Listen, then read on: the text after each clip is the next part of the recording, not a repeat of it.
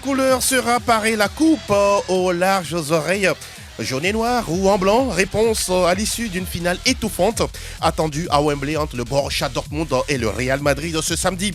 Décryptage d'une affiche visiblement déséquilibrée, mais aussi excitante entre l'ambition de retrouver la gloire et la force de l'habitude. Toutes les dernières infos liées à ce grand rendez-vous du foot européen dans votre mag. Terminé la carrière de Kylian Mbappé au Paris Saint-Germain, qui réalise du coup le doublé Coupe Championnat. Le dernier majeur a droit à son bilan, le point sur une saison avec Brest en Ligue européenne des champions la saison à venir.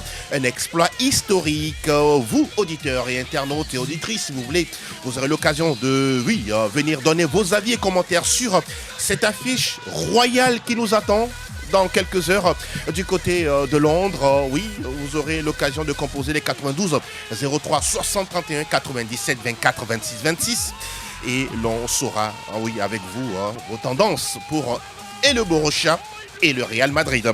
Voilà pour le menu du numéro 869 de PFU sur Sport FM et sportfmtg.com. Ce sera l'avant-dernier numéro, puisque le lundi prochain, on sera là pour boucler la boucle, une fois pour de bon, peut-être, qui sait, la dernière de tous les temps. Mais on attend de voir si il n'y aura plus l'émission sur la radio qui mouille le maillot. Voilà pour le sommaire. Théo Javon est bien là, à la mise en onde. Oui, le Madrilène bien confirmé, avec ses airs de confiance. Et le Madovon, lui, est à la vidéo. Merci à tous de nous faire confiance encore une fois. Nous sommes tout heureux de vous retrouver, Plateau Foot Europe. Messieurs, on va commencer à vous dire bonjour. Je commence par la gauche, la droite, voilà. Mon cher Delano Batikoun, bonjour et bienvenue. Latéral à droite. Bonjour Angelo. Apparemment, c'est votre poste de prédilection, c'est ça? Ouais, c'est ça, non? Ouais, on peut le dire. Ou bien on vous balance à gauche parfois aussi. Le pied fort, c'est quand même le pied droit. Le pied droit. Donc, on fait avec. On va pas dénaturer votre poste, hein? Non, pas du tout. Comment vous portez-vous? Je me porte merveilleusement bien. Je remercie la Providence. Bonjour à toi. Bonjour également à Roméo Mileko. Bonjour à toutes les auditrices. Les auditeurs, naturellement, ne sont pas oubliés. Ça fait plaisir de vous avoir. Bonjour Roméo Mileko. Bonjour Angelo, bonjour à toutes et à tous. C'est un plaisir d'être là. Oui. Voilà, quand vous avez un joueur polyvalent dans votre équipe. C'est un avantage. Ouais, c'est un avantage. Tous les entraîneurs l'aiment beaucoup. Oui, je vois un peu. Je comprends pourquoi vous aimez. Ça se comprend. Oui, ça se comprend. Ce n'est pour rien qu'on aime Dela, parce qu'il est polyvalent. C'est une bonne roue de secours. Hein. Ah oui. Il faut le dire ici. Ah oui. Tout cas. Il a le sang comme Vinga, il a le sang de Chouakini. Tout ce que vous voulez. Ça, c'est bien noté. En tout cas, ça commence avec toujours le sourire aux lèvres. Voilà ce qu'on va retenir pour débuter cette émission. Nous, on va commencer avec le point sur la Ligue 1. Tout de suite, c'est parti. Tout à l'info Ligue 1. Info Ligue 1. Nous commençons avec la Ligue 1, bien sûr. C'est le dernier majeur qui a droit également à son bilan. La saison 2023-2024, avec à l'arrivée sur le 34e et dernier chapitre. On rappelle que la Ligue 1, désormais, c'est 18 clubs. Et donc, à l'arrivée, le dernier chapitre, égrené la dernière fois, on rappelle les résultats simplement en vous disant que Lille a fait 2 buts partout face à Nice, 2 buts à 1 pour Marseille en déplacement chez le Havre, 2-2 entre Lens et Montpellier. On retient également la belle victoire du Paris Saint-Germain, 2-0 en déplacement à Saint-Symphorien sur la pelouse de Metz. Monaco qui souffle sur Nantes 4-0.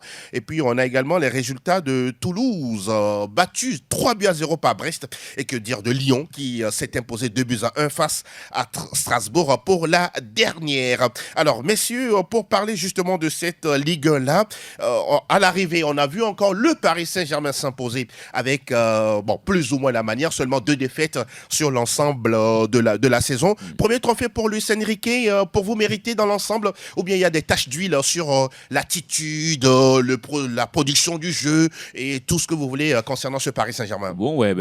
Quand il s'agit du Paris Saint-Germain, on trouve toujours des poux sur un crâne rasé. On a toujours... À tort ou à raison? Oui, à raison, oui, mais à tort aussi, peut-être. Mais en tout cas, je pense que c'est un Paris Saint-Germain trop parfait en France, mais qui n'arrive toujours pas à trouver... Vous pensez que ça le dessert? Ça dépend. Ça dépend, parce que déjà, quand on le prend en France, le Paris Saint-Germain est intouchable. Oui, en France, ils font tout bien. Même s'ils font des erreurs, ça ne paye pas tout de suite cash. Mais quand on ramène ces mêmes erreurs sur le plan européen, c'est là où ça pêche et c'est là où ça ne marche pas pour le moment. Mais quant à la philosophie de Luis Enrique, quant à ce que l'Espagnol a apporté, oui, on a vu que cette fois-ci, c'est un garçon qui est venu. Il a maîtrisé son vestiaire. C'est un bon homme, hein? Oui, ça dit, je voulais juste parler de son caractère, au fait. Voilà, il s'est imposé tout de suite. Il n'est pas venu vivre l'ego subir l'ego des stars qu'il a dans son vestiaire. La réussite du Paris Saint-Germain passait par là. Est passé maîtriser son par vestiaire. Là. Voilà, il a maîtrisé son vestiaire, il s'est imposé tout de suite, il a fait passer sa philosophie. Ceux qui veulent comprendre, ils ont compris. Ceux qui ne veulent pas comprendre, au même moment, vous êtes sur le banc. Oui. Moi, j'ai apprécié beaucoup ça, mais maintenant, parler un peu de la Ligue 1, je dirais que ce n'est pas un objectif aujourd'hui pour le Paris Saint-Germain. Mais il faut quand même passer par la Ligue 1 pour être en Ligue des Champions, mon cher Roméo. Il faut passer par là, il faut écrire l'histoire là-bas, il faut faire le record. Vous voulez plus? Mais il faut aller au-delà de ça. Le club est taillé pour aller chercher l'Europe. Ce qu'ils ont encore raté cette saison, je pense que la saison prochaine, Luis Enrique va beaucoup plus mettre les ingrédients. Surtout, commencer d'abord par évacuer les indésirables. Et maintenant, aller chercher les garçons de devoir, ceux-là qui sont vraiment concernés par un projet, qui peuvent réussir un projet. Et surtout que vous allez perdre celui-là, entre griffes, que vous appelez le meilleur joueur du monde. Et il faut maintenant penser autrement et reconstituer maintenant ce projet-là pour que véritablement on sente que c'est un Paris Saint-Germain qui veut s'asseoir à la table des grands clubs européens. Dans l'attitude des joueurs du Paris Saint-Germain à travers tous les matchs au niveau de la Ligue 1, vous les avez vus suffisants par moment, concernés par l'enjeu. Quelle est votre analyse de ce Paris Saint-Germain en championnat? Inconsciemment, parfois ça vient, parce qu'on sait que c'est une équipe qui est bien taillée, comme Roméo l'a dit tout à l'heure, pour ce championnat. Il n'y a pas photo entre l'effectif ou encore le budget du PSG par rapport à ces clubs de la Ligue 1 française. Maintenant, on sait que sur la saison, c'est 2 défaites, 10 matchs nuls et puis 22 victoires ou bien 23 victoires. Donc, sur la saison, on a senti une équipe assez concernée, et surtout avec Luis Enrique, quelqu'un qui est très têtu aussi. On l'a vu tout au long de la saison. Il fait toujours à sa tête. C'est vrai que dans des rencontres, on voit certains joueurs qui ne sont pas forcément à leur meilleur niveau. Lesquels, par exemple, selon vous? Carlos Soler. D'accord. Oui, ça reste une recrue du Paris Saint-Germain qui n'a pas convaincu. Qui d'autre? Carlos Soler. Marco Asensio également n'a pas été véritablement à la hauteur des attentes. Même Kylian Mbappé, c'est vrai que la gestion de Kylian Mbappé, le club même l'a faussé déjà lors de la pré-saison en le laissant à la maison pour disputer la pré-saison quand le club est parti. Vous pensez qu'à l'arrivée aujourd'hui, ça reste un talon d'Achille? Pour moi, oui, parce qu'à certains moments de la saison, si vous voyez l'attitude de Kylian Mbappé, vous sentez véritablement que physiquement, il n'était pas vraiment au point. C'est vrai que devant les buts, il a toujours cette efficacité-là où il a même terminé meilleur buteur. Mais physiquement, vous sentez que le mec n'est pas vraiment au top. Et ça, c'est le problème de Luis Enrique, c'est le problème du club.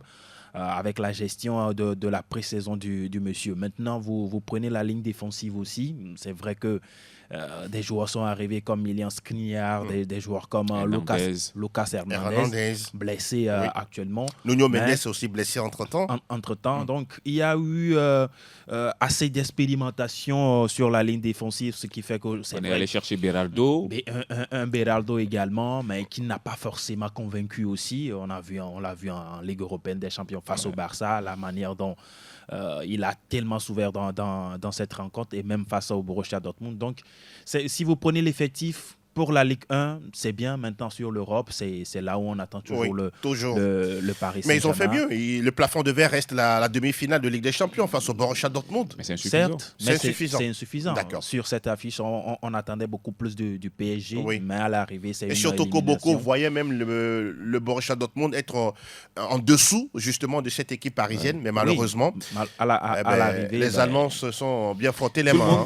Tout le monde voyait déjà cette finale-là, Real-Paris Saint-Germain. Voilà. C'est ce qui serait normal, enfin, d'après les le déroulé de la saison et tout. Si vous voyez tout ce que le Paris Saint-Germain montre aujourd'hui comme qualité, on serait pas surpris de voir ce club-là. Et en beaucoup finale ont de cru Ligue des que Champions. Luis Enrique allait amener l'équipe là à cette étape de la compétition. En tout cas, il a mis les ingrédients. D'accord. Il a mis les ingrédients. Maintenant, c'est ce que Dela vient de dire. Oui. Il y a eu quand même aussi un peu de fébrilité au niveau de l'effectif, au niveau des joueurs qui n'étaient pas à 100%, qui n'ont pas tout donné.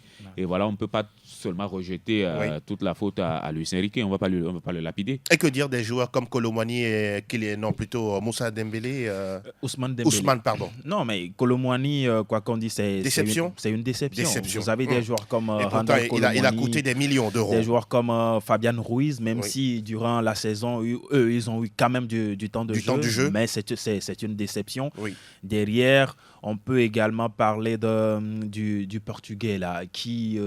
Vitinha non, pas Vitinha. Vous voulez parler Carvalho ou bien... Non, pas Non, Carvalho. Danilo. Danilo Pereira. Danilo Pereira Voilà. également. Rappelez-vous, la saison écoulée, Oui. c'était en tout cas Le maître à tout faire. le maître à tout faire de cette défense-là quand Kipembe n'était pas là. Mais cette saison, on ne l'a pas vraiment vu. Oui, mais c'est ça aussi, c'est un peu comment on dit, la philosophie de Luis Enrique, parce que le monsieur, après un moment, il a bien convaincu quand on l'a toujours positionné comme milieu défensif. Oui. Mais après, on s'est dit, bon, voilà, il y a un Zahir Emery qui a émergé, donc du coup, on va lui trouver forcément une place. Et ça a dans le changé 11 quelque chose, Ça a le changé. fait d'amener Zahir Emery. Voilà, Ouais. on est obligé de le pousser derrière. Voilà.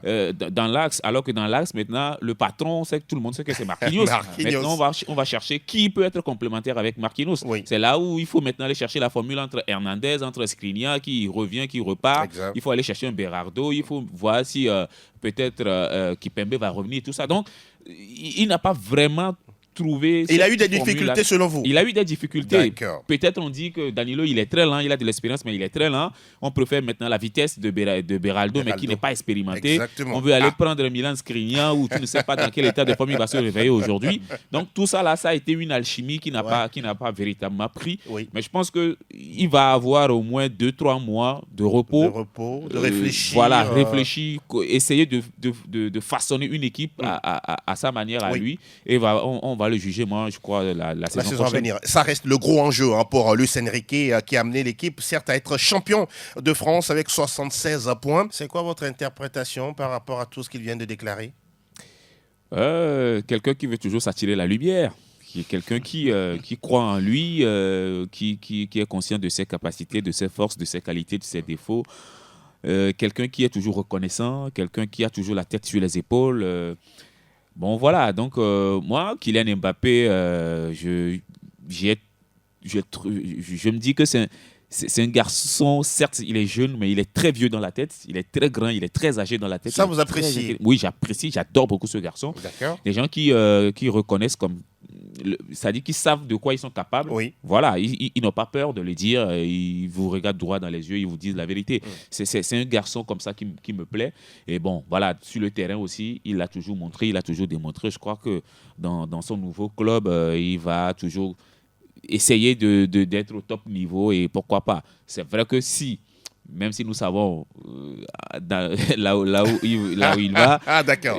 Vous le savez. c'est Lui-même, bien. il n'a pas encore dit. Non, moi, si je ne le sais pas. On attend son annonce officielle. Moi aussi, Bon. je ne le sais pas. Mais Vous ne le savez pas. Ah, je d'accord. pense tout Il simplement a que... changé le fusil d'épaule. Oui, C'est mais à Chelsea je ou pense bien tout simplement que... Pardon. C'est à Chelsea ou Donc bien on parle de City, donc on parle de Liverpool. Oui, d'autres parlent, moi, je suis du sûr Real qu'il va aller Madrid. en tout cas, je suis sûr qu'il va aller en En Angleterre. Angleterre. Suivez mon Elle est regard. bonne celle-là. Mais je me dis quand même que ça ne va pas être les mêmes réalités qu'en France. Oui. Il va aller se frotter à autre chose, il va aller se frotter à d'autres Vous le réalités. voyez encore garder cette même propension devant les médias à parler, que ce soit anglais ou espagnol. Je précise qu'il parle les deux langues proprement, Ouais. comme la langue de Molière. En tout cas, personne ne va lui enlever ça. D'accord. Personne ne va lui enlever ça. Ça fait Et partie de sa personnalité. Voilà. Et ce qui va contribuer à ce qu'il puisse garder encore l'aura là, Oui. c'est sa performance sur le terrain. Ça, c'est important, ce que vous Très, dites. très important. Kylian, quand on voit ces 7 ans passés au Paris Saint-Germain, vous avez quelque chose à redire? Il y a une tache d'huile, selon vous, sur son parcours, son palmarès? La Pivot tache gang. d'huile,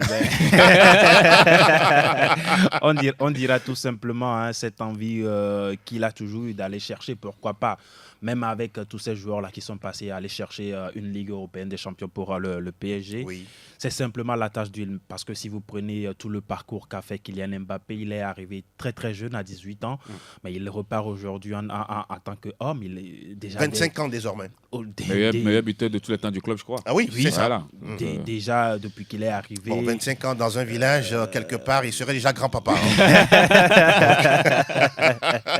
Allez-y, Dela. Il a pris ses marques tout de suite. Il a marqué des buts. Il a fait marquer des buts. Il a remporté également des trophées pour ce club-là.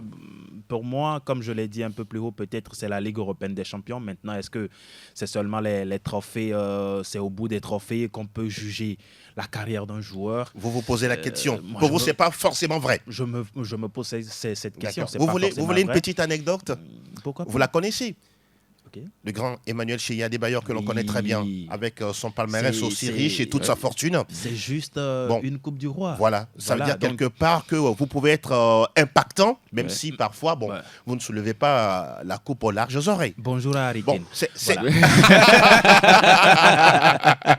Il a reçu votre bonjour. Oui. Vous chutez, vous concluez. Donc, pour moi, il a été un enfant. Oui. Il a été un enfant de ce club-là. Il a donné tout ce qu'il pouvait donner. Maintenant, qu'est-ce qu'on peut lui reprocher? Pour moi, rien.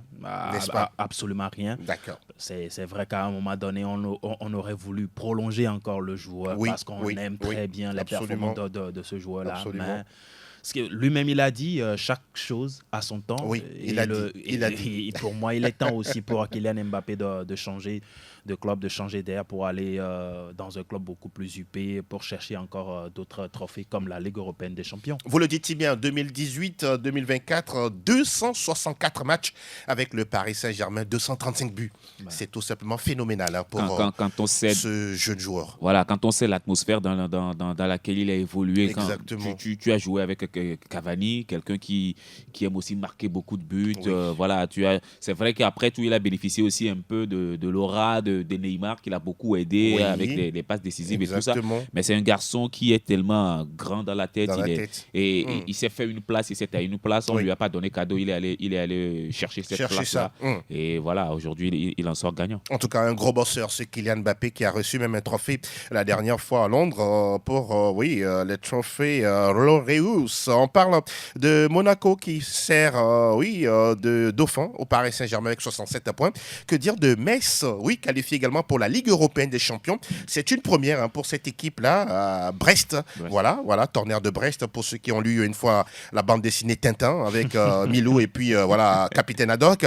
On parle d'un club qui est arrivé en première, pour une première en Ligue des champions, 15e budget de Ligue 1. Waouh, ça aussi, il faut le faire. C'est un exploit qu'a fait le Stade brestois cette saison 2023-2024 avec des joueurs que personne ne pourrait miser sur ce club-là pour d'abord être parmi les trois premiers à la fin de cette saison. Devant Marseille, Lille, Lens, et même Lyon. Même Lyon, merci beaucoup. Donc, aujourd'hui, on sent que oui, l'argent ne fait pas tout. L'argent ne fait pas tout. Il faut de l'abnégation, il faut du travail, il faut du courage. Et c'est ce que le club brestois nous a démontré tout au long de la saison. Ce club-là a terminé deuxième meilleure défense cette saison. Cette saison. Avec un but de moins que le Paris Saint-Germain. 34 buts encaissés. C'est une performance. C'est une performance. 34 buts encaissés pour le Stade brestois, 33 pour le PSG. Pour moi, il faut quand même le faire.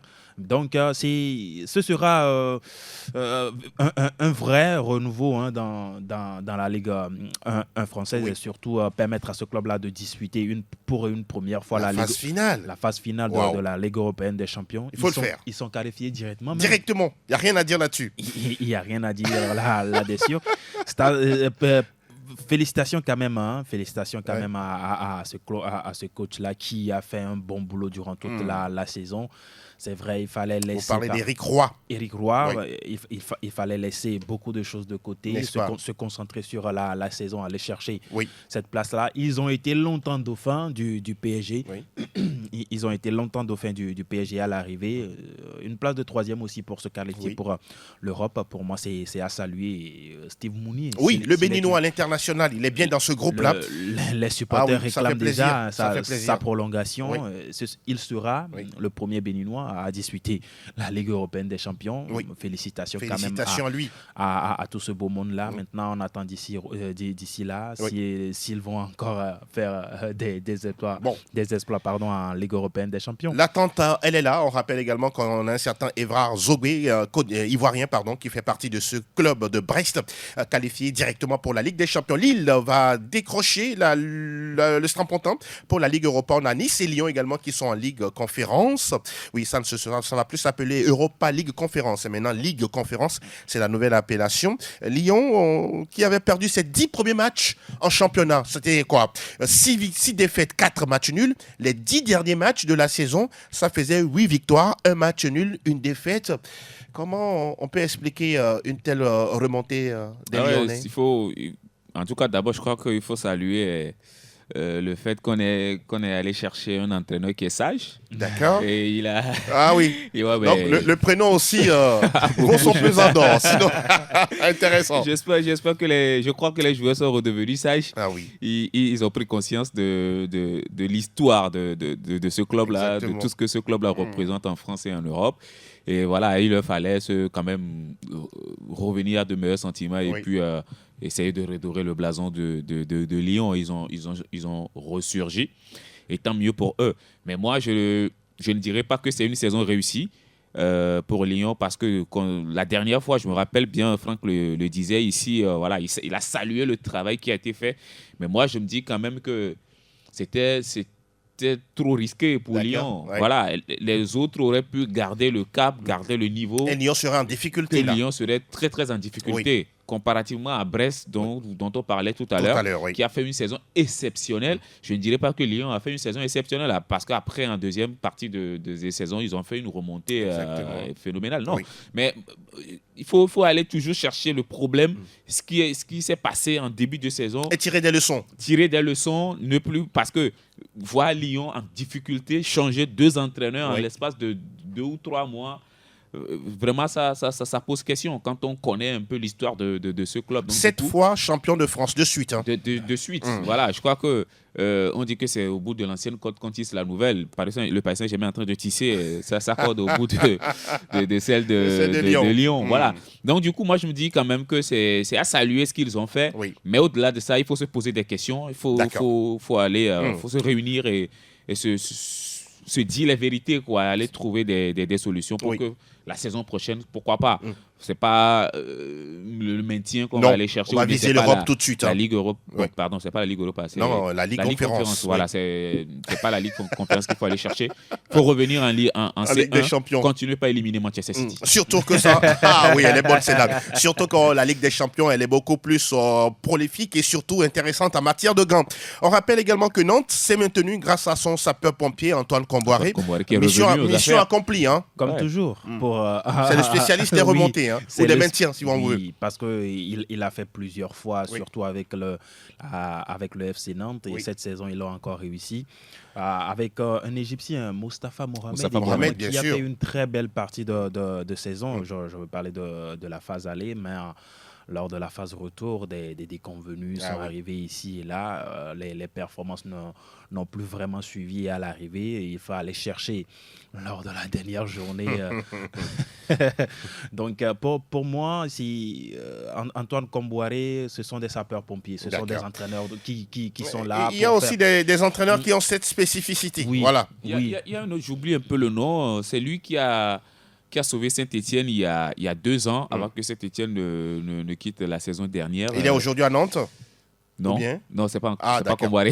Non. Vous parlez quoi Je parle d'un entraîneur également. Pascal Duprat. Non, lui aussi, c'est un spécialiste. Oui, il a fait à Toulouse, il a fait à Saint-Etienne. Je me rappelle surtout de celle de Toulouse, où la dernière journée, il fallait voir des joueurs comme Diony, il fallait voir des joueurs comme Braithwaite, à l'époque, marquer des coups francs.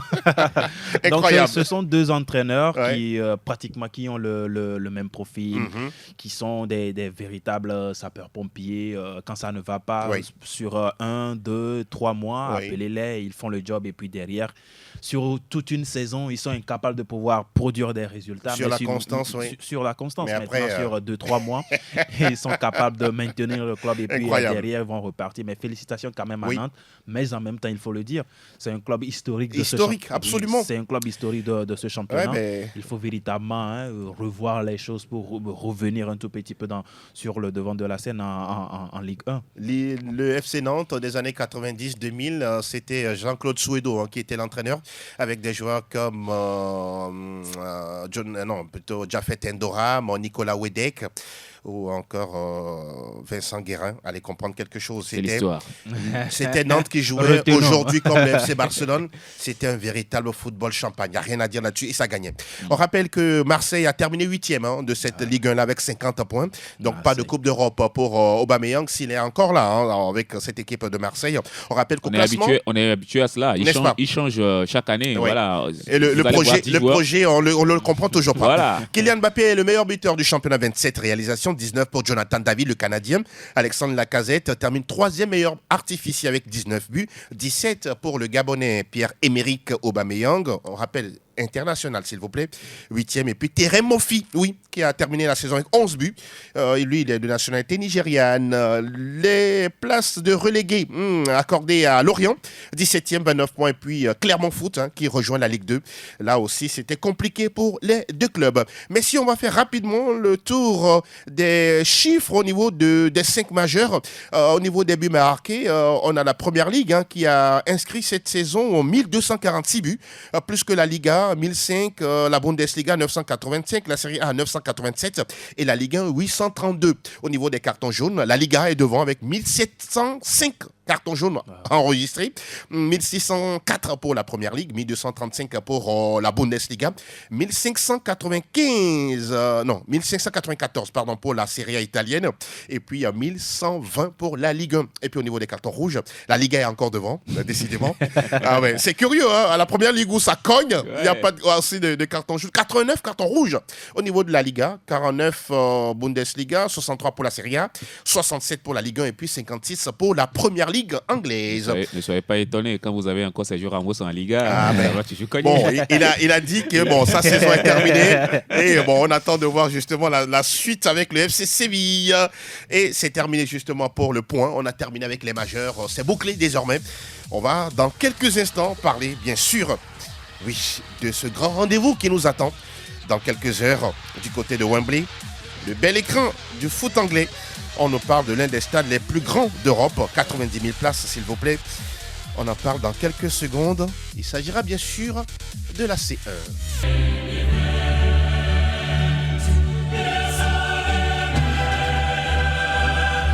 Nous allons planter le décor pour voir les forces en présence. On parle d'abord du Borussia Dortmund, une Ligue des Champions, 3e finale de l'histoire, 2 finales Coupe UEFA. De l'autre côté, c'est le Real Madrid, 14 Ligue des Champions, 18e finale et puis 2 Coupes de l'UEFA. La première question, c'est de savoir, va-t-on assister ou assistera-t-on à une finale déséquilibrée? Non, pas du tout. Pas du tout. Quand vous prenez le parcours des deux clubs, c'est pas... Il n'y a pas de ressemblance. Dortmund a fait son petit chemin en tant que, comme on dit, pas dans la peau de favori, au fait. Mais après, ils ont toujours une stratégie de pouvoir faire endormir leur adversaire et aller les piquer au bon moment. Quand vous avez des qualités devant, comme les Karim Adeyemi, comme les Jadon Sancho, comme Niklas Füllkrug, qui est un attaquant de fixation, qui a souvent l'habitude de ne pas trop décrocher, de ne pas venir jouer avec ses coéquipiers, mais reste un renard de surface, amenez-lui le ballon dans la surface et il lui vous conclut. Donc, il faut quand même dire qu'on ne va pas assister à un match déséquilibré. Certes, il y a beaucoup de qualités devant avec Dortmund. Il y a aussi une stratégie amenée par Erdin Terzic. Et je pense quand même que ça va beaucoup jouer. Ça va beaucoup jouer. Vous avez des joueurs d'expérience dans cet effectif-là, Hummels et puis Emre Can, pour dire quand même que le Real Madrid aussi a des arguments, on sait comment gérer ces genres de matchs-là et on est sûr d'assister à une très belle finale. Je vous pose la même question. Quand on voit le tableau et des récompenses palmarès de l'un et de l'autre, va-t-on assister à une finale qui penche d'un côté que de l'autre? Ouais. Finale déséquilibrée pour moi, parce que vous prenez le Real Madrid, un habitué de la compétition, quelqu'un qui va jouer sa 18e finale de son histoire, qui a déjà remporté 14 fois cette compétition. Pour moi, c'est une finale déjà déséquilibrée pour le Borussia Dortmund qui serait seulement à sa 4e finale, une fois remportée et 2 finales de perdues. Sur le papier, c'est déséquilibré. Pour moi, pratiquement, ça fait 70-30 ou encore 65-35% pour le Real Madrid. Maintenant, on sait qu'une finale, ça se gagne, ça ne se joue pas. On attendra demain ce qui sera fait sur ce point-là. Mais pour répondre tout de suite, comme je l'ai dit, c'est une finale déséquilibrée. Merci, mon cher Delanov. La question la suivante reste avec vous, avec votre micro toujours bien devant vous. C'est de vous poser la question, Dela, à quel type de jeu va proposer les Allemands d'Edin Terzic face au Real Madrid? On sait que pour une finale, il ne faut pas forcément chercher à faire le beau jeu. Et naturellement, ou bien quand on prend l'histoire des finales, les finales n'ont jamais proposé un grand match. Mais maintenant, face au Real Madrid, où on sait qu'à tout moment, on peut marquer des buts, je me dis il faut d'abord être très solide dans la tête. Émotionnellement, il faut savoir gérer ses émotions. Bien tenir lors des 15 premières minutes, parce que la gestion du temps, ça sera véritablement un atout pour les Allemands, ou que ce soit pour les deux équipes. Il faut gérer ces 15 premières minutes. Maintenant, rentrer dans cette rencontre-là au fil des minutes, aller chercher la faille dans la défense madrilène, parce que ça peut arriver à tout moment. On sait que la ligne défensive du Real Madrid, ce n'est pas très très solide. C'est vrai que Rudiger, il est toujours là, le chien entre guillemets, le chien berger, lui il sera toujours là, très méchant sur l'homme. Maintenant, pour le Borussia Dortmund, pour essayer de gagner cette finale, il faut être très clinique. Le jeu ronronnant côté Real Madrid, pas forcément flamboyant, mais attaqué par le jeu de transition, ce sera la même copie de Carlo Ancelotti? En tout cas, je ne le vois pas changer. Je ne le vois pas essayer quelque chose de nouveau. On prend les mêmes heures, on recommence.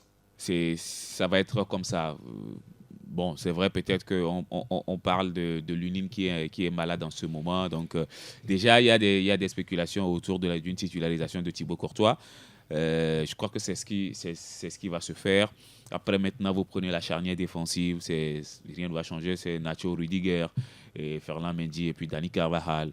C'est comme ça. Maintenant, moi, je pense que l'avantage pour Dortmund, c'est qu'ils vont partir tout de suite avec un attaquant de fixation dans l'axe. Niklas Füllkrug. Et ça peut faire la différence là-bas. Parce que déjà, sur des coups de pied arrêtés, vous pouvez être dangereux. Parce que c'est un garçon qui est très aussi dangereux de la tête, pour ne pas me répéter. Très dangereux de la tête. Et voilà, donc ça va être un avantage pour Dortmund. Si vous exploitez très bien le coup de pied arrêté, ça va être un très bon avantage. Maintenant, le Real Madrid, on connaît les qualités. C'est des individualités, vous l'avez dit tout à l'heure, c'est un jeu complètement haché, c'est du sandwich. C'est pas... Mais très efficace. Oui, en transition. Très efficace, parce que vous avez des garçons qui maîtrisent beaucoup mieux le ballon au milieu de terrain. Vous prenez un Toni Kroos, ou soit ça peut être Tchouaméni, Camavinga ou Modric. Ou que ce soit Valverde. D'accord. Ou que ce soit Camavinga. Donc, ça va se jouer à ce niveau-là pour le Real Madrid. Et vous laissez un peu d'espace, un peu d'espace à Vinicius. Il va vous faire très très mal. Il va vous faire très mal. Donc, ça va se jouer à ce niveau. D'accord. Ils vont exploiter beaucoup plus les côtés avec Rodrigo et Vinicius. Ça va se gérer beaucoup plus en milieu de terrain. Oui. Mais je pense que Dortmund peut faire très très mal si vraiment ils arrivent au moins à franchir le milieu de terrain et toucher beaucoup plus vite de la surface de vérité. Niklas Füllkrug. Il dit gagner la Ligue des Champions, ce serait un bonus. Est-ce que pour lui, déjà arriver en finale, c'est une fin en soi, c'est ça? Non, c'est une façon de s'enlever la pression. c'est une façon de faire croire aux autres qu'il n'y a pas de pression, voilà, on est tranquille. C'est une communication qui est complètement ratée. Il a Raté parlé. comment? Oui, C'est c'est pas raté. raté. Il a parlé Non. pour ne rien dire. Non, Quand Aller me dit aujourd'hui que la pression c'est sur les épaules du Real Madrid, c'est faux, c'est complètement faux. Le Real arrive décontracté dans cette finale-là. Vous pensez? Bien sûr. Mais lorsque le Real fait des t-shirts pour gagner la 15e alors qu'on n'a pas encore joué la finale, qu'est-ce Bien que ça veut sûr, dire? ça c'est beaucoup plus pour rentrer dans la tête de l'adversaire. Aujourd'hui, D'accord. celui qui a la pression, c'est Vous ne pensez pas que c'est une communication ratée? Pour moi, je ne pense pas que c'est une communication ratée. Toi-même, tu l'as dit, c'est une manière de s'enlever la pression et ce n'est pas une communication ratée pour Non, moi. mais il a Vous prenez mal caché. Il a tout l'histoire- simplement mal caché. L'histoire de la Ligue européenne des champions démontre que c'est le Real Madrid qui est le favori sur cette rencontre. Mhm. Et donc, qui a la pression? C'est le Real Madrid. Non, Maintenant, les non, Madrilènes n'ont non, pas mais peur d'être favoris. Roméo, attends. C'est vrai que le Real Madrid n'a pas peur d'être favori. Maintenant, est-ce que le club connaît la pression? C'est la question qu'il faut se poser. Est-ce que les joueurs du Real Madrid, ces joueurs-là, est-ce qu'ils sont parfois inhibés par la pression? Pour moi, non. Maintenant, sur cette affiche-là, on sait que le favori, c'est le Real Madrid. Ouais. L'équipe qui a beaucoup à perdre, c'est quand même le Real Madrid.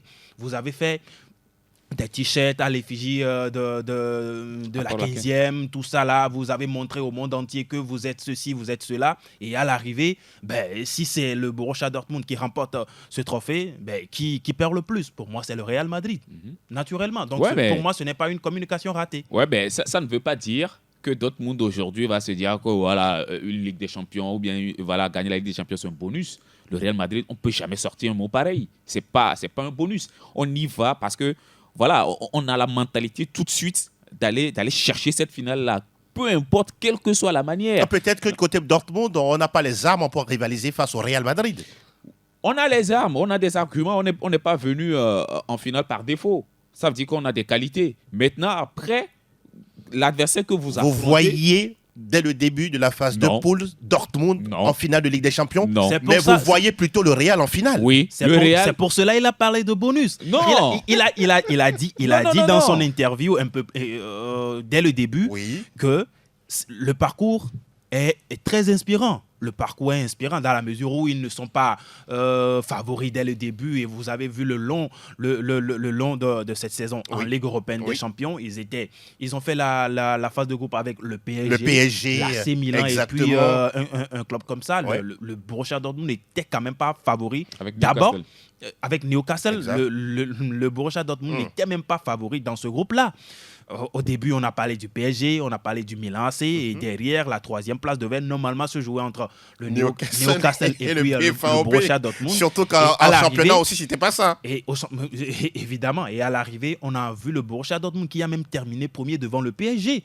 Donc, pour moi, c'est un bonus dans la mesure où ce n'est pas un club qui est vraiment attendu à cette étape de la compétition. Maintenant, les joueurs se sont forgés une mentalité tout au long de cette compétition. Au fil des rencontres, ils ont montré qu'ils sont capables de faire un résultat. Et aujourd'hui, si le Borussia Dortmund, sur cette affiche-là, remporte la Ligue européenne des champions, pour moi, c'est un bonus. On va parler des forces en présence, notamment les joueurs, avec le Borussia qui a comme gardien Gregor Kobel, c'est lui le gardien de cette formation, des Interzic, c'est un Suisse, il faut le rappeler. En défense, on a des joueurs comme Rami Bensebaini, Mats Hummels, 35 ans, c'est le taulier de cette formation. Il a déjà joué 8 matchs de Ligue des Champions avec 3 fois homme du match. Est-ce que, à part lui, vous voyez... 2 fois face au Paris Saint-Germain. Oui. Merci de le préciser. Vous redoutez également un certain Nico Schlotterberg, joueur de 24 ans, tout comme Jadon Sancho et Marco Reus. C'est des garçons qui jouent pour laisser leur âme sur le terrain. La dernière fois, il a prouvé en match aller-retour face au Paris Saint-Germain. C'est là que moi je l'ai véritablement connu, c'est là que moi j'ai vu son jeu, et je pense que le Real doit beaucoup plus se méfier de ce garçon. Les attaquants doivent être, parce que déjà même en 1 contre 1, il est très bon, il ne se jette pas tout de suite, il a une très bonne lecture de jeu. Il est très bon aussi balle au pied, il sort proprement le ballon, et voilà, je pense qu'il forme une très bonne paire avec le taulier Mats Hummels. Oui. Et ça va être un véritable atout pour le Borussia Dortmund. Maintenant, après, quand vous prenez sur cette même ligne défensive, vous parliez tout de suite de Bensebaini. Je ne crois pas que lui serait titulaire. D'accord. Mais il n'est même pas dans le groupe. Ah voilà, Rami Ben Seba, il n'est pas dans le groupe. Il n'a même pas été convoqué en sélection, donc je crois qu'il est blessé. Voilà. Donc du coup, je pense que c'est une équipe du Borussia Dortmund. En tout cas, sur le plan défensif, va beaucoup souffrir. D'accord. Moi, je le vois beaucoup souffrir, surtout face à Vinicius. Et Rodrigo. Qui va, non, surtout Vinicius. Oui, vous allez chuter là-dessus, on va passer à autre chose. Allez, qui va beaucoup déranger Schlotterbeck dans le couloir. Voilà, dans le couloir. Et si peut-être on le provoque, qu'il prend un carton jaune tout de suite, ça va diminuer. Ça va être compliqué pour la suite. Jadon Sancho également est attendu, tout comme Marco Reus qui va jouer sa dernière avec le Borussia Dortmund, que sera un honneur pour lui de récupérer la coupe. Et tout comme, cet honneur également, qu'espère Toni Kroos, du côté du Real Madrid, il va disputer sa dernière avec cette équipe du Real Madrid. Là, on cite Toni Kroos, on cite Jude Bellingham, on parle également de Vini Junior, de Rodrigo, ou encore de qui là, de Luka Modric, Valverde. Là aussi, on a des arguments sérieux sur la feuille de match. De très bons arguments, il faut le dire. Parce que Roméo touchait un point tout à l'heure. La clé de cette rencontre, ça peut être l'axe de la défense, ou bien que ce soit pour le Borussia Dortmund ou bien le Real Madrid. Parce que sur les côtés, vous avez des joueurs exceptionnels, des joueurs assez explosifs, que ce soit du côté du Real Madrid avec Rodrigo, Vinicius Junior, ou encore du côté du Borussia Dortmund avec Jadon Sancho et puis Karim Adeyemi, justement, qui ont fait un travail exceptionnel face au Paris Saint-Germain. Maintenant, si dans les couloirs, ça ne pourra pas marcher, maintenant il faut aller chercher au niveau de l'axe, sur le coup de pied arrêté. Au niveau de l'axe de la défense, ou encore sur les coups de pied arrêtés. Maintenant, sur les coups de pied arrêtés, vous savez que du côté du Real Madrid, on n'a pas des joueurs qui sont très grands de taille. De l'autre côté, vous avez des joueurs de taille, des joueurs de tête qui sont exceptionnellement bien. Füllkrug, c'est un bon joueur de tête. Hummels, lui aussi peut s'exporter vers l'avant pour aller placer un coup de tête. Rudiger aussi, c'est un très bon joueur de tête. Oui. Enfin, il commence par le faire. Rudiger également, faut me pardonner.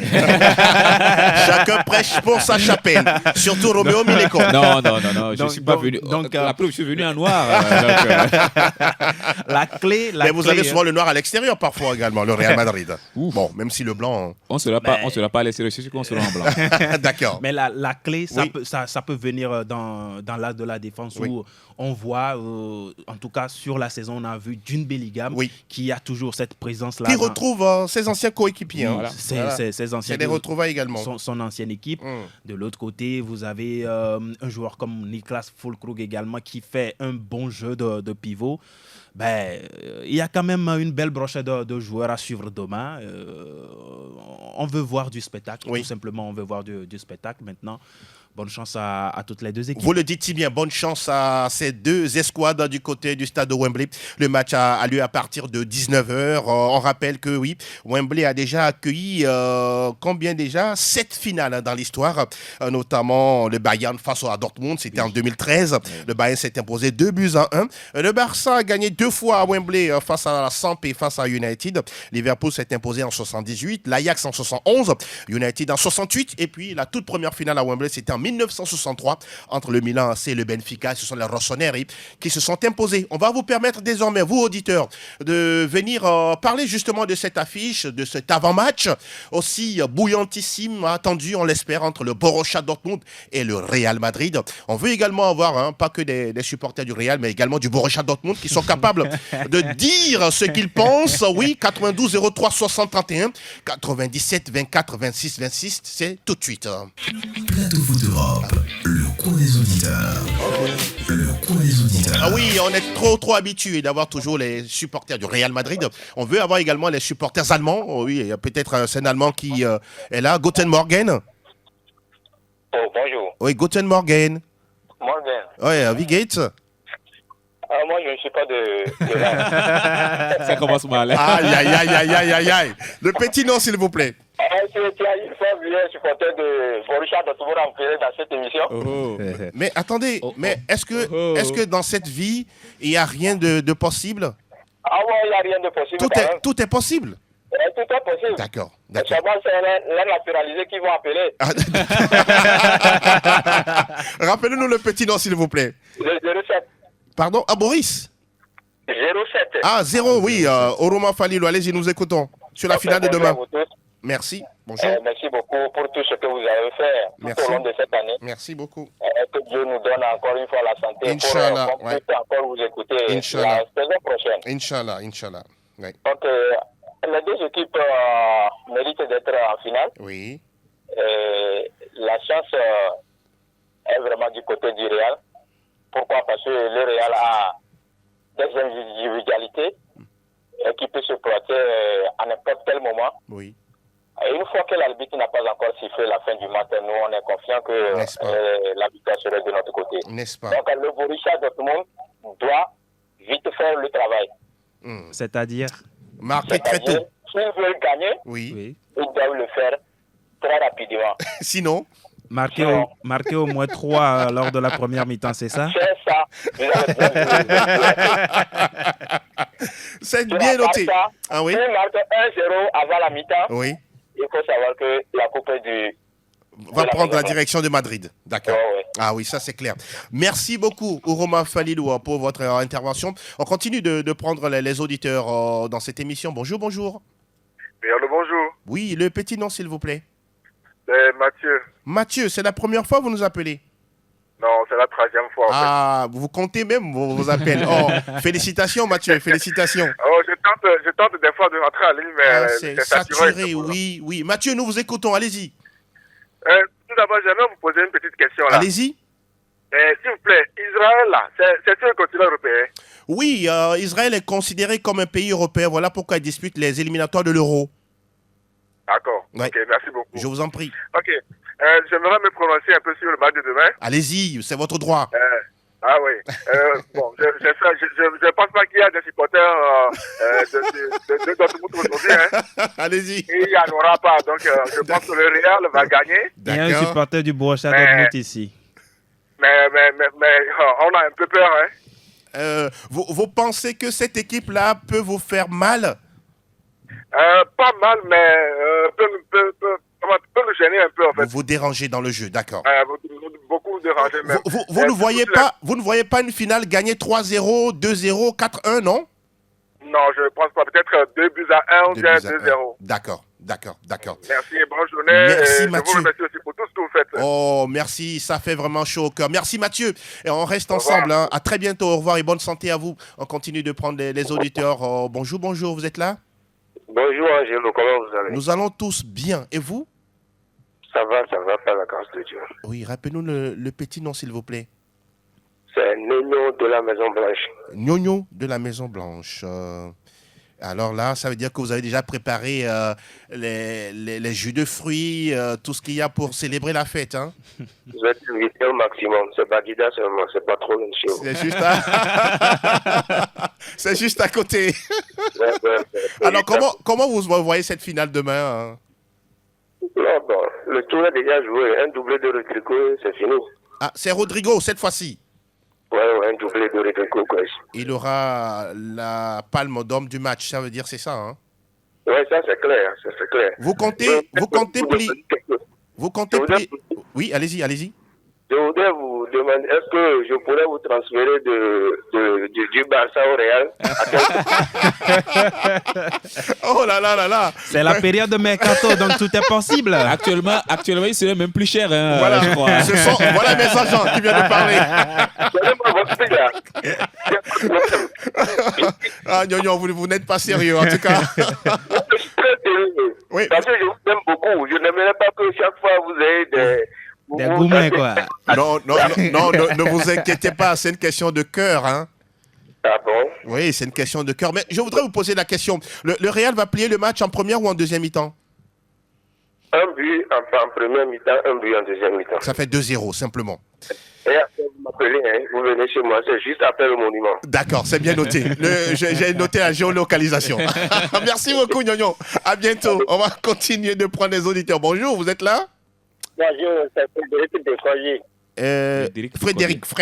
Fred, bonjour, vous allez bien? Ah, bien, et vous? Nous allons tous bien également. Fred, nous vous écoutons pour la finale de demain. Okay, merci beaucoup pour tout ce que vous m'avez fait pour cette saison, quoi. Avec plaisir.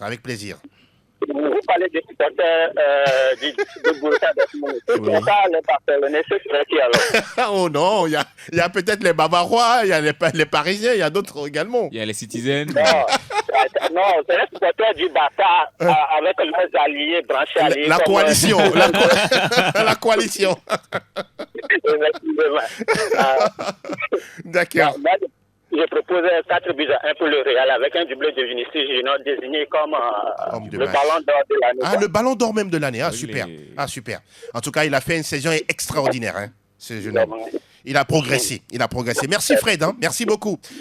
On reste ensemble. On aura l'occasion de revenir lundi pour décrypter cette belle finale qui nous attend déjà samedi. On continue de prendre les auditeurs. Bonjour, bonjour. Vous êtes là? 92 03 60 31 97 24 26 26. On rappelle que c'est le 4e club allemand que le Real va jouer cette saison après Union Berlin, Leipzig et le Bayern Munich. Bayern. Ah oui, décidément, Ah oui. les Espagnols aiment les Allemands. La saison passée, ça s'est passé comme ça avec les Anglais. Bonjour Plateau. Bonjour, bonjour. Vous allez bien? Ça va très bien. Fort. Le petit nom? Appelle-moi tout simplement Ramos Latier. Ramos Datiegou. Comment ça se passe là-bas? En forme. Ah, vous êtes déjà prêt pour la finale, hein? Oui, on est prêt. Même la coupe même, c'est pour nous. Ah, d'accord. Faut pas dire qu'on est prêt. La coupe, c'est pour nous. Quoi. La coupe est pour le Real Madrid, d'accord? Oui.